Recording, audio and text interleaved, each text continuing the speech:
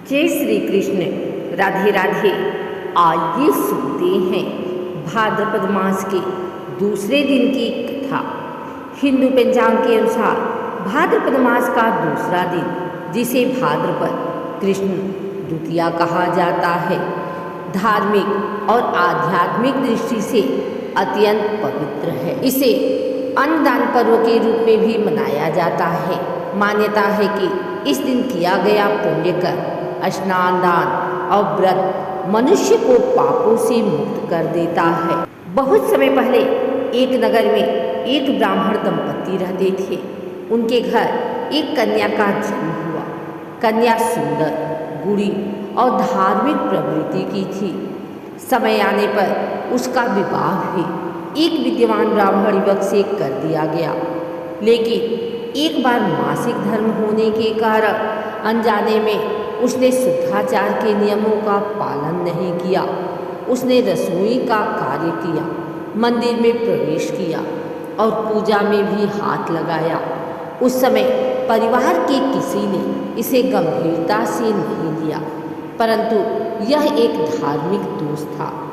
समय बीता, वह कन्या जब परलोक सिधारी तो अगले जन्म में उसने दरिद्रता, रोग और दुख का सामना किया।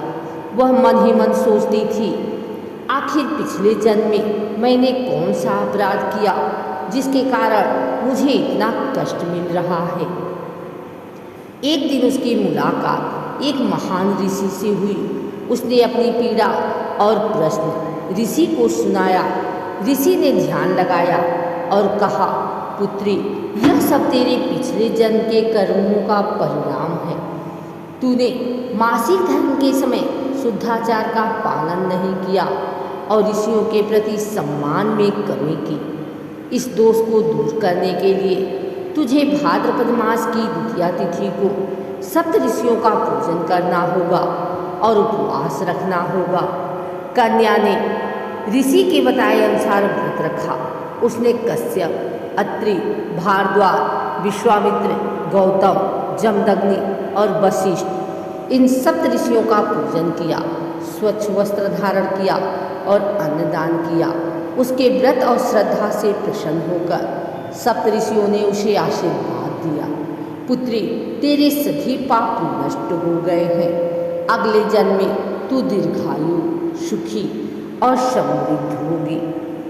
व्रत एवं पूजा विधि: प्रातः ब्रह्म मुहूर्त में स्नान करें और शुद्ध वस्त्र पहने। सप्त ऋषियों का पूजन करें, दीप प्रज्वलित करें और पुष्प अर्पित करें। ताजे फल, अनाज और अन्न का दान करें। दिन भर उपवास रखें और कथा सुनें। सायंकाल ब्राह्मणों को भोजन कराएं और आशीर्वाद लें। इस व्रत से स्त्रियों के सभी अशुद्धिजन्य दोष समाप्त हो जाते हैं। गृह में सुख शांति बनी रहती है और आने वाले जन्मों में भी शुभ फल मिलता है। यह व्रत न केवल पापों से मुक्ति देता है, बल्कि आत्मा को भी शुद्ध करता है।